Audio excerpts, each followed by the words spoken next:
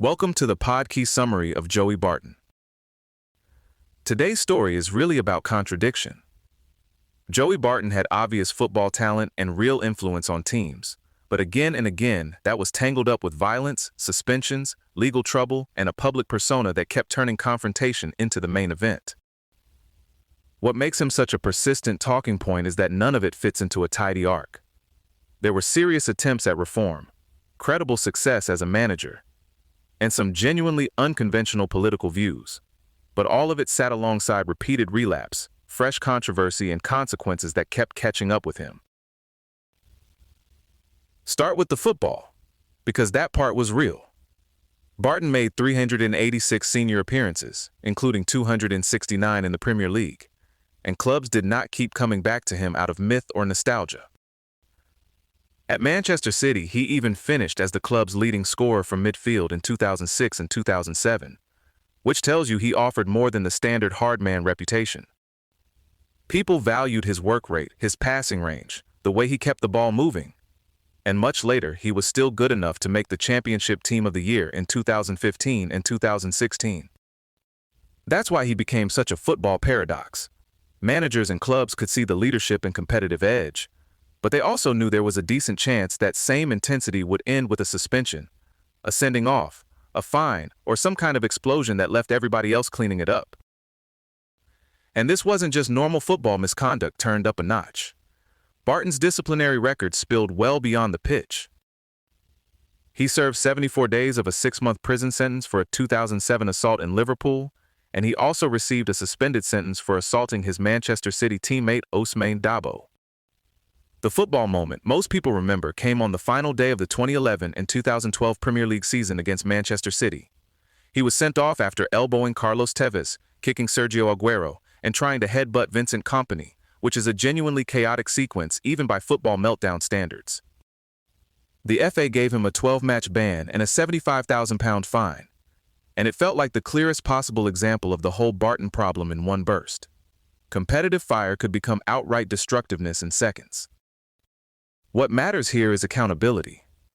The pattern didn't stop when the playing career ended. After retirement, there were still allegations and convictions involving assault and communications offenses, plus libel judgments linked to his social media posts. At the same time, there really was a reform story. He kept trying to build.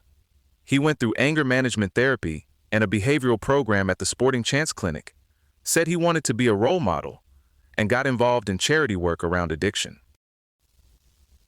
So the public argument around him was never just, was he bad or was he redeemed? It was whether the evidence of self-improvement meant enough when further misconduct kept appearing right alongside it.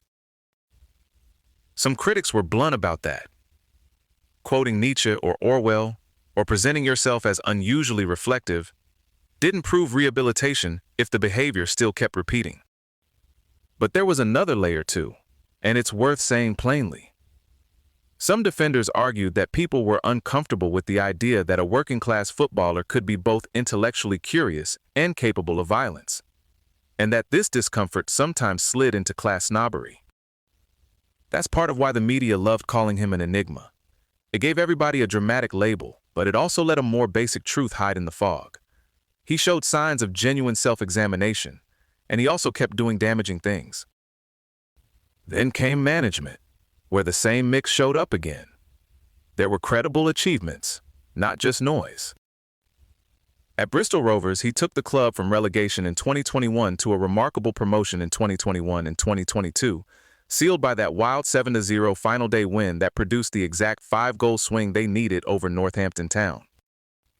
That's the kind of finish that becomes club folklore almost immediately, and it suggested he could channel intensity into something productive from the dugout. But the familiar controversy followed him there too. He was criticized for publicly attacking players and rival managers, and for comparing a poor performance to the Holocaust, which brought obvious outrage. While managing Fleetwood, he also faced an investigation over an alleged tunnel assault, though he was later cleared in that case. Bristol Rovers eventually dismissed him in October 2023 with the team's 16th after 13 matches. So even in management, dramatic turnarounds and force of personality didn't erase longer-term concerns about conduct or consistency. If the old version of football controversy lived in the tunnel or the tabloid back page, Barton's later career moved a lot of it online. He used social media as an extension of the same confrontational persona, building a big following and weighing in on football, philosophy, politics, gender, and religion with a kind of deliberate unpredictability. But this wasn't just attention-seeking that evaporated by the next news cycle. Courts found his posts about Jeremy Vine and Eniola Aluko defamatory, and he was convicted over grossly offensive messages tied to multiple social media posts. That's a significant shift. The provocative personal brand stopped being just spectacle and became legal liability, with damages, criminal charges, and professional condemnation attached to what he chose to say in public. His politics only added to the sense that he resisted tidy labels. He argued for privatizing religion and disestablishing the Church of England, called the monarchy an absurd concept, and became an honorary associate of the National Secular Society. He also supported gay rights and was the first footballer to wear rainbow laces in Stonewall's campaign, which was a meaningful public gesture in that environment. And yet, at the same time, he made remarks about women discussing or commentating on men's football that were widely criticized, along with other comments seen as sexist, homophobic, or simply offensive.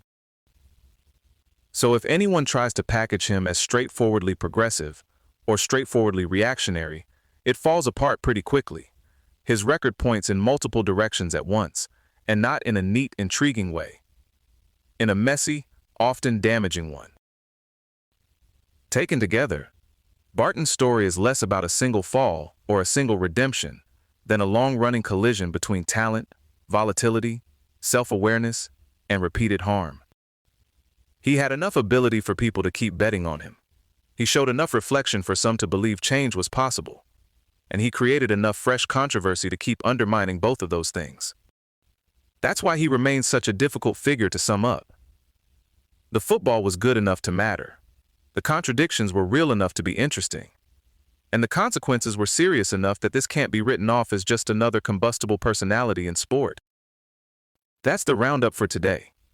A career in public life full of sharp turns, second chances, and way too many reminders that talent by itself doesn't settle the bigger question of who somebody is. This episode was generated by Podkey. Create your own at podkey.fm.